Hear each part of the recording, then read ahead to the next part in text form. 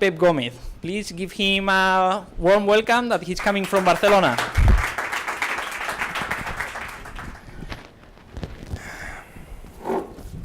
Well, this is going to be interesting. The first thing we tend to ask to every single speaker here, can everyone sort of listen? Okay. Something we tend to ask to every single speaker is to introduce themselves to the crowd. Who are you? Who is Pep? So thanks a lot for everyone for coming in here. Thanks a lot, Roger, and all the rest of the team for inviting me to join this startup grind in Madrid.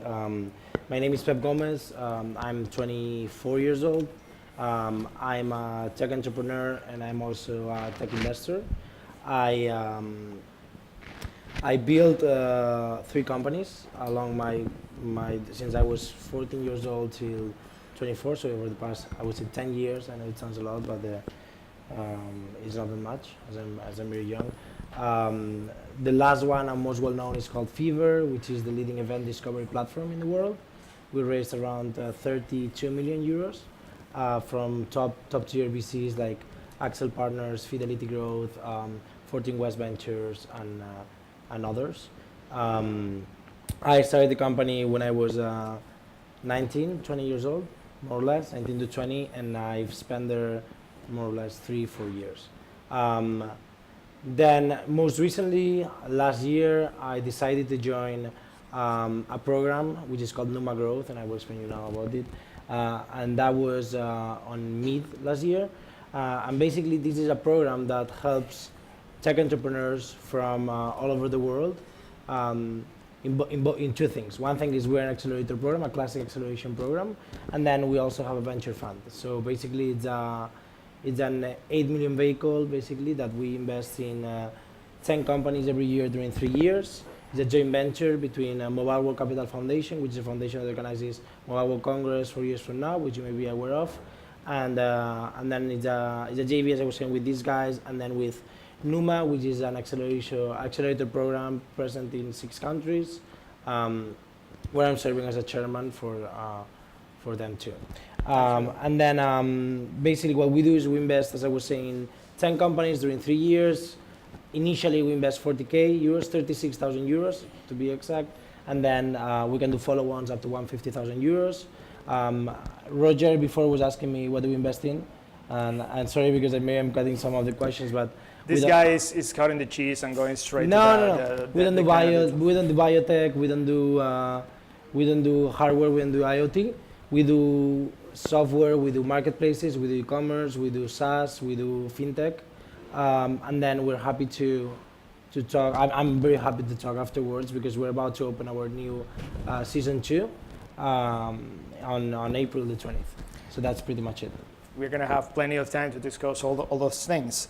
However, I want to sort of point out a bit more about yourself and about the things you have done apart from working. You are a fairly young man. You say you have 24. And you have done all those incredible things. But I also know that you are kind of a musician. Could you tell us a little bit about that part of you? Well, so I'm actually an entrepreneur because I couldn't be a musician. This is all you should know. I'm a fracas musician, and then I turned entrepreneur.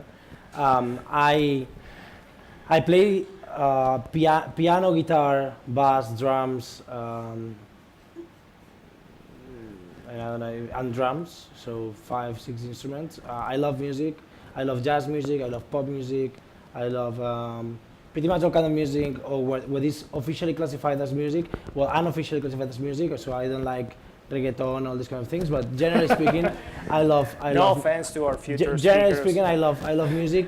As soon as the drums are real drums and not a machine. When it's a machine, I also like it, but only J-pop or Japanese pop or all these kind of things. I'm a kind of nerd too.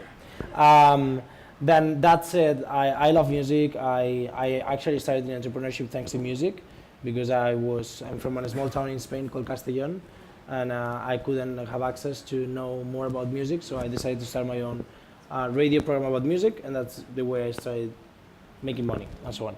So could you brief us on that experience, on that radio show? Yeah. So basically what I did is when I was, I think, 13 years old, 12, 13, 14, I was really into producing music, and I even had my own studio.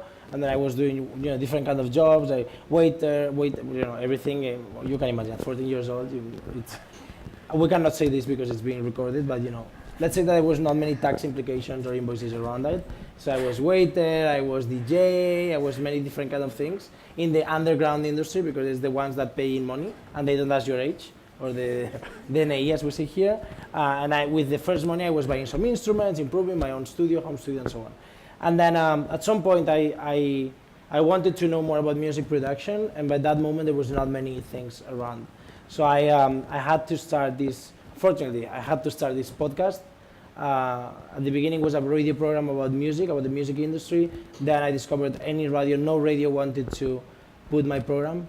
So then I converted it into a podcast, and then I started doing a podcast about the music industry. And then doing that, that way I was able to interview professional producers and get information about them, of how to use tools and so on. When I did that, just after that or at the same time, I met actually one guy that is upstairs here called Victoriano from Graphics, and then many other people that were starting projects in a conference called Evento Blog, which was something in Spain, very small. And then in this conference, I discovered what was making money with what you like it. No, by that time it was a podcast, it was a blog network, and I discovered that, and I did a commercial blog network to make money with AdSense, and that was sort of my first real company. And so yeah. you were making money and actually creating businesses since 12, 13, No, 14 14 years old. Yeah. Well, Before I was an employee, 14 years old.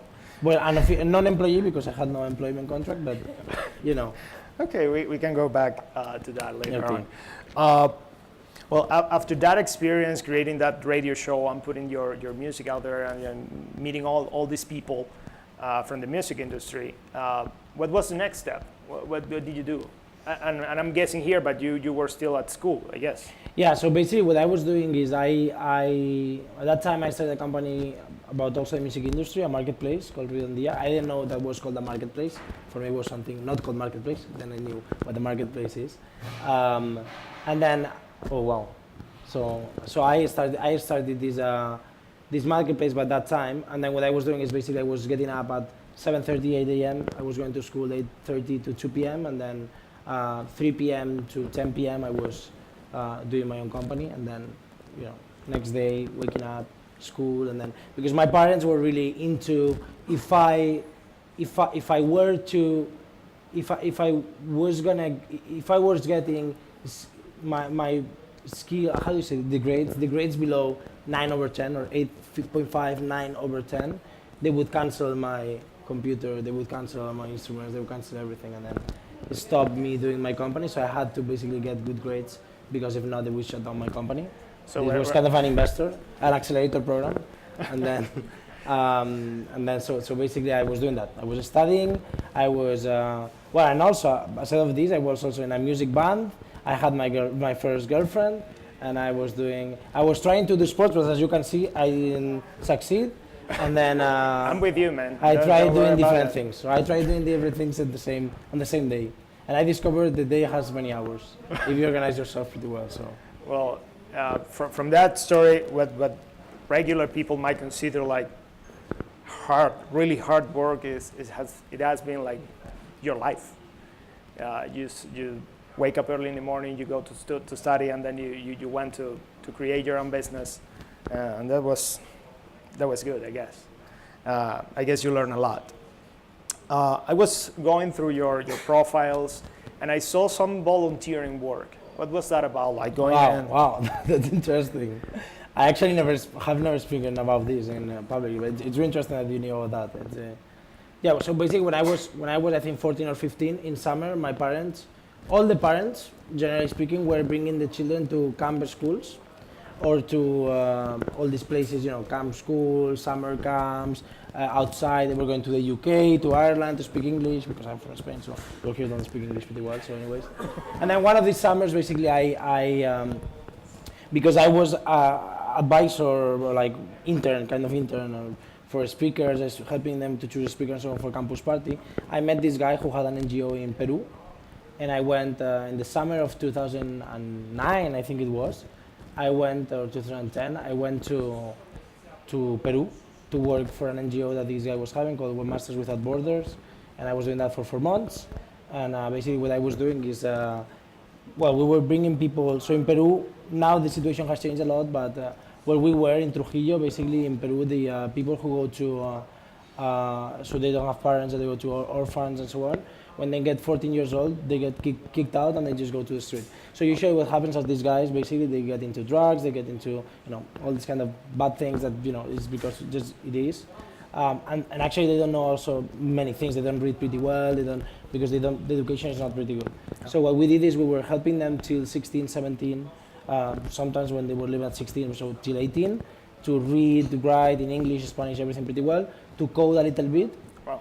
And then we were helping them to start their own business online, which usually was a blog or a jokes or a games company, Flash games. Because by that time, just remember 2010, 2009, whatever, there weren't as many pandas, Google pandas as that, and then it was kind of easy, let's say easy, to get 400, 500 euros a month from Google AdSense, and then with that amount of money they could live pretty well, fairly well in Peru. So basically it was for us it was something pretty interesting, because they say that the cycle was pretty short, so short enough for me to see the success. So yeah. That was really, really impressive too. I'm guessing here again, but that experience created that kind of social impact, direct impact on those young people as yourself. Probably might lead you to do some other things down the road. So apart from that webmasters thing, I know you've been part of Iniciador and iWeekend. Could you tell us a little bit how did you jump into those kind of activities and why? So for me, as I was saying, it was really, I'm from this town, Castellón, this city. I wouldn't say town, it's a city, but it's 300,000 people. There was not many entrepreneurs at that time. Now is the entrepreneur fever, everybody's an entrepreneur, but by that time there was not many entrepreneurs. So basically, by that time, I didn't know what an entrepreneur was, and I had to travel a lot to go to meet entrepreneurs. The problem is that my parents wouldn't let me travel that much, or they would make me pay for the trip, so it was expensive anyways. So I discovered there was a way to actually meet entrepreneurs, which was basically creating my own event for entrepreneurs and inviting them to Castellón. So instead of me going, they were coming. And then if they were coming, it was my, we say this in Spain, mi plaza. Okay. No? So my square. So then basically I could go and say, hey, let's go for dinner, for drinks, and then getting the information, How do you do this? How do you do that? So basically I was doing this for a while. And that's the way I started with Iniciador, which was, I think the first one is in Madrid and the second one was in Castellón, which made no sense. But and then iWeekend, which was pretty similar to Startup Weekend, to make a startup in a weekend. And I did all these events just because of that. I wanted to learn, and for me it was a way to learn and to meet entrepreneurs. And then you jumped to something called Campus Party or something like that. Well, it was the same time. Same time was actually Campus Party. This is a funny story. I've been in Campus Party. Well, it's no longer there, right, in Spain. But actually, since I was 12 years old, I was going to Campus Party. Actually, the first year I went to Campus Party, I went because I was 13 years old. I already had my radio program, and I discovered that minors of 18 couldn't get into Campus Party, but they were not looking the press passes. Okay. So if you fake or you say no because I'm from the Cadena Ser, I'm from the radio. And I have this radio program called Recetas Musicales, which is my podcast. People would give you an ID and they wouldn't check your age. Okay. And then the owners figured out that I was there and I was minor and without authorization. And then, what a funny guy. Okay, let's hire him. So you're gonna hack the system to get into it. Yeah, That's good. Could you tell us a bit about Numa? What Numa is? What do they do there? Yeah. So as I was saying, Numa is the first.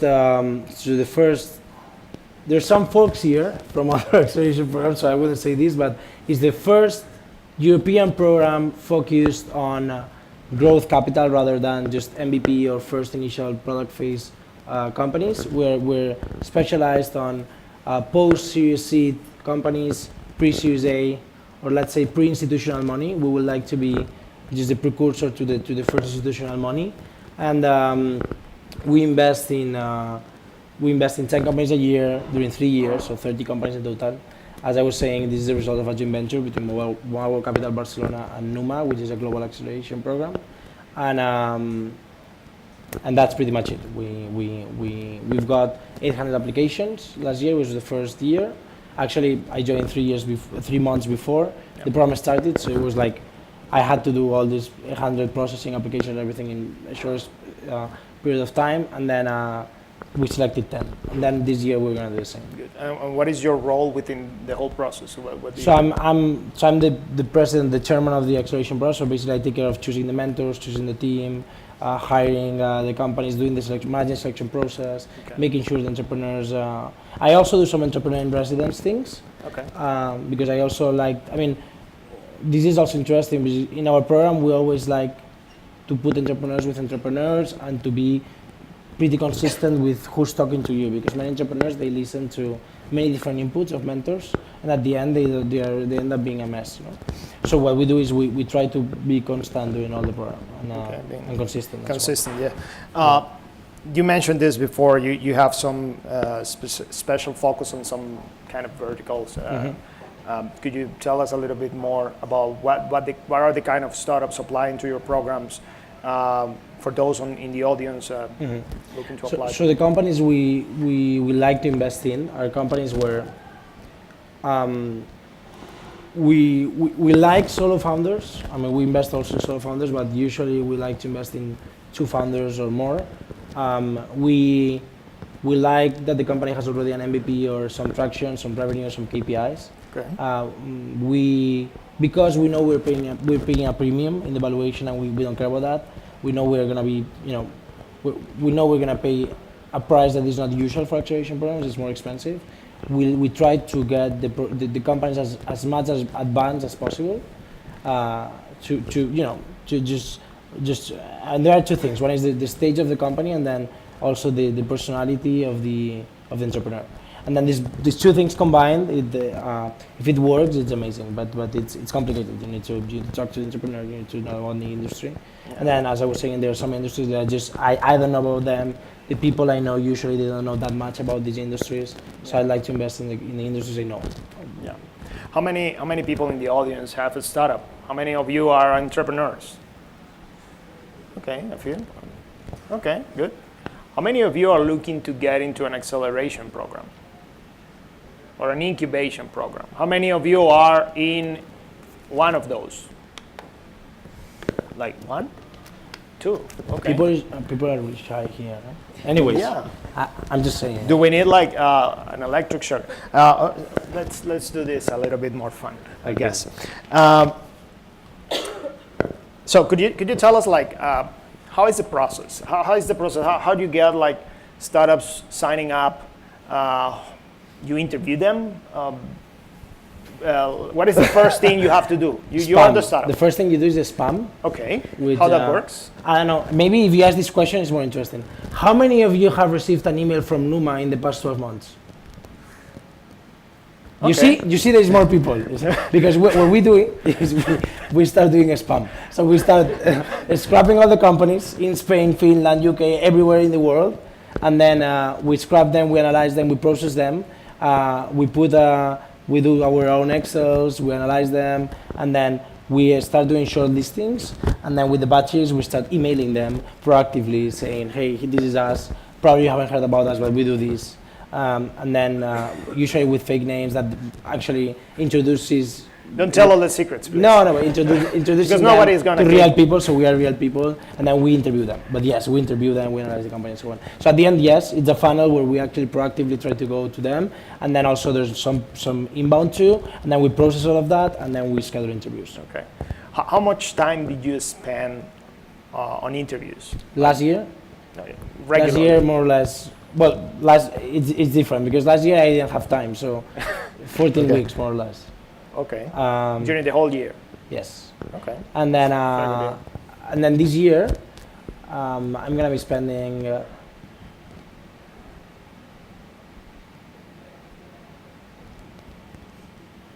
24. 24 weeks. Yep. That's like. Well, me and also an amazing Yes. team, but it's like 7 people. But that's that like we- half of your time. Yeah, is 6 months. Yeah. You spend half the time interviewing people. Digging and to see what company it seems, but it's not tricky. You know, many smart people around. Yeah, So I don't you know. need to really dig. I don't know if and you know who Vinod Koshla is. He's one of the, this is my personal opinion, one of the best VCs in the world. And the guy always is the guy behind Sun Microsystem, Hotmail, and that kind of companies. And the guy always says, I spend at least 30% of my personal time, my personal working time, interviewing entrepreneurs and talking to them. And he's one of the VCs in the Valley that in probably 50 years investing in companies, he have never bet against the entrepreneur because he have done his job. He select the right person for the right kind of job. So I appreciate you spending half of your time selecting people carefully. That's a good deal. And when you select them, what is the next step? So usually it's not only me, as I was saying, it's a team, and then what we do is we have a tool internally that basically we process all of these. We allocate scorings between all of us. We ponderate all the scorings, we merge all of these, and then with different weights and so on, we actually end up having shortlists, and then we just do committees. So basically we start doing committees, different. It's a technique that basically what we do is we, instead of having a big funnel and so on, we split it into 40 different funnels, which we call committees. Then out of the funnels, we just have to get one of those. Then it goes to 40, then 20, then 15, and then the 10 final, and then 5 in the recovery, just in case. And then that's the way we do it. So. That's an interesting, just in case. But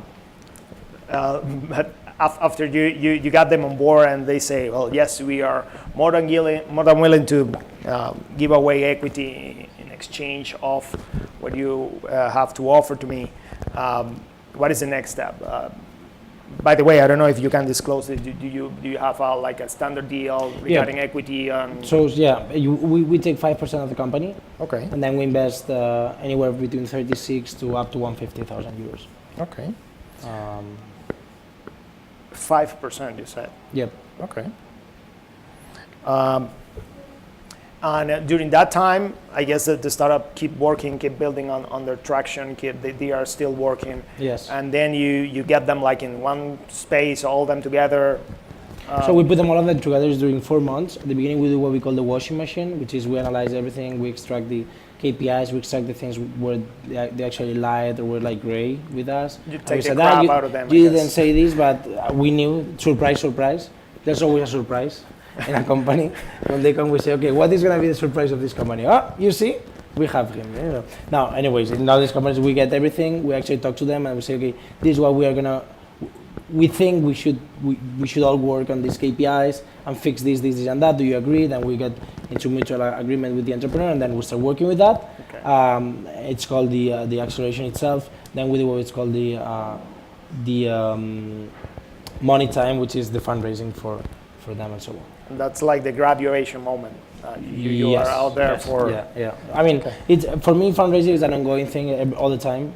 All the time you should be fundraising, right? So it's not something that you should do. No, now I'm going to be fundraising. No, now it's something that you do all the time, but yes, they focus more on. I mean, it's just because many of these companies, when they arrive, they don't have the KPIs to actually go to talk to a VC. So it's not actually that good that they go to talk to a VC. That's right. It's actually really bad that some of these people just go and talk to a VC when they are not ready, because then this is like a balloon, and the VC, oh wow, this company is with look the metric, and then you need to wake him up again, and it's better to under promise and over deliver than over promise and under deliver, and then you don't have the trust again with these VCs. We always say this to entrepreneurs, that they should not go and talk to some VCs just now. They should make sure, go to one, test, let's see what happens, then fix the things that you think, because if one says no and two says no, with the moment there is right now, with so many happiness around venture capital, is that you're doing something really wrong, a red flag, that possibly every VC is gonna notice. So it's good that you actually get the feedback once, and then that this guy, you're not gonna raise money from him again in your life. Yeah. But it's good that he gave you the feedback. So. Yeah. So you have to be careful when you pitch to to these kind of people and learn from the process, I guess. So I think you mentioned this before. I don't know if it was in the conversation we had previously, but do you have an open application already right now? April 20th. So April 20th, Okay. we open the applications again for the season 2. Okay. How many people are you expecting this year? I don't want to say a number, but I would say that at least the same as last year, which was 800. So. Awesome.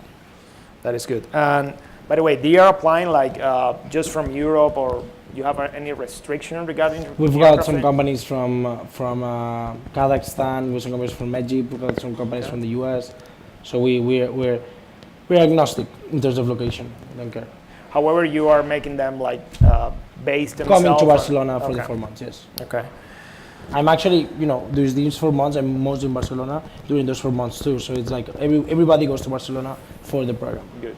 And all the details on the application process and the things you have to have are in like in a website or? Yep. So if you go to numagrowth.com or barcelona.numa.co, you can check it out. Good. Or to Startup Grind, and I'm sure they will put a link of course. to us for free. Of course. Well, we can talk about we'll talk later. About the fee. Yeah. Anyway, but there's a banner that actually Roger is putting. But No, come on. We actually are more than pleased to help you out. No, it's part of the deal. Okay. So you've been sort of quite busy, and I'm not sure you mentioned this, but how old are you? 24. 24. So I think so. You think so? I think so. No, because sometimes, I don't, 23, 25. When I was young, I was saying 18. At some point, I was 19. I was saying 18. No, okay. No, because it was set to selling to VCs. You always need to know your points to be selling to a VC. I'm telling you this, and I'm serious about it. Grow a beard. If I say I was I'm having a beard 45 years old, can you believe me? And you look like 20, you see? And I look like 35. Even Don't lie to me. So. So that works. If you want to look older, some places you have to. Well, but that's good. So you've been sort of busy. In all that experiences, in all those experiences and creating businesses from a very, very early age, apart from what you mentioned about your relationship with your parents and back then, you mentioned that as well. You have a girlfriend. You seems to manage pretty well that integration with your personal life. Well, now much more, of course. I mean, when I was in Fever, it was much more complicated because it's the first time you make a company, and I would say that maybe if I would, the next company I will start, that probably this won't happen to me. But now, yes, I learned to make a balance between work-life balance, and actually it's pretty cool, and it works pretty well for both things, for work and for personal life. That's good. Do you have any hobbies apart from music? Music, skiing. I love skiing. Now I'm starting to play video games. I was not playing video games before, but now Oh, I saw these cool helmets of virtual reality. Yeah. I'm not into video games, but video games with that thing. I'm really bad at it, so it doesn't matter because I'm starting, but probably I will quit because I don't like when I lose, and I always lose. So it's like when I was a child, I was trying to do sports games, and the sports I was winning and so on, but because I'm really bad at sports, so anyway, skiing I love it. Music I love it. Walking, like hiking, is something I really like. Nature I really like it too. And that's pretty much it. That's good. So for those of you that pretend to create excuses, I cannot do this, I cannot do that, I cannot do my own business because I have so many passions in life. You can do it. You can accomplish whatever you want if you put yourself into it, I guess. So with all this, and we are approaching to the end of the fireside chat, and what is the next step? What is ahead of you as a person? Not just inside Numa, but in general in life? Yeah. I don't know. The best answer ever. I don't know. You're still on the making, I guess. Yes. That's good. But Numa is a pretty funny place. I'm meeting a really lot of interesting people. I'm learning a lot, and I'm pretty happy. I like that. I like that. Well, do you have like, I don't know, a tool you use every single day to manage all that? This is interesting. I'm not a huge fan of Slack. Okay. I'm not. I mean, I like email. It's something I really like to get organized in my life. Email, calendar, of course. So the Google Suite is something I really like. Gmail, Google Calendar, and so on. It's for me, it's a must. Then we use some sort of tools sporadically. So Slack, I use it. I don't like it a lot, but I use it. If I were to develop a product, I would use Jira, but I don't use it because I do I don't do product management now. I was doing before, but now I do more project management. And for this, I use any tool for Scrum, which is pretty much easier. And a lot of face-to-face meetings, a lot of calls, and I try to keep the team very small, or as small as possible, so we know each other pretty well and we complement each other pretty well. And I think I found out that works pretty well. So. Yeah. Do you have like a book or a paper, a blog you regularly read, or any kind of content about entrepreneurship, about learning the stuff you have to learn to build a company? So to be honest, I don't really like reading about technology because I'm all day working in technology. So when people say no, because you read this, because you, maybe I'm missing many things, many learnings, but I just don't read that because I just it's for me it's like not disconnecting anytime. And to disconnect, I cannot read about the same thing I'm doing every day.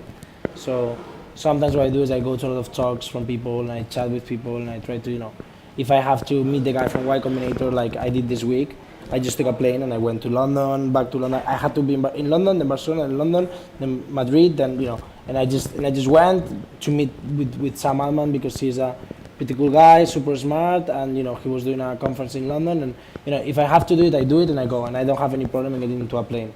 I just don't spend time reading that much about technology or business because I think there's still many points of view for different things, and I'm not an expert in classifying still the bullshit in the reading for technology. So for me, it would be a lot of complicated to analyze all this data. I would need to read different blogs to get a formal opinion, and I just don't have the time right now. And I don't want to spend with my free time with that. You're just talking with the people writing those things, so it's even better. Is there any way that the startup grind community here locally or globally can get in touch with you? And you can say Twitter, don't worry about it. Well, I mean, there's many ways. There's one which is at Twitter is Pep Gomez. Then my email is pep@pepgomez.com or pep@numa.co. And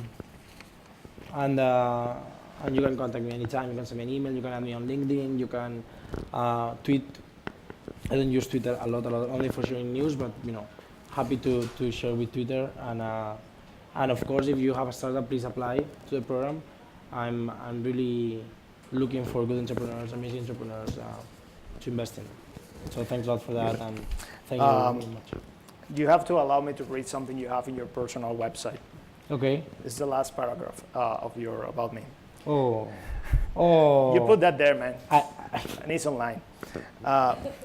For me, life is a continuous learning adventure, and I enjoy starting projects and working with smart people.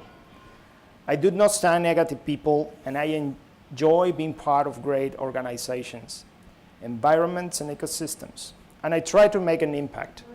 Ultimately, life is about being remembered and making sure that once you leave this world, you left it better than it was. So, ladies and gentlemen, Pep Gomez. Thanks a lot. You are welcome. Okay.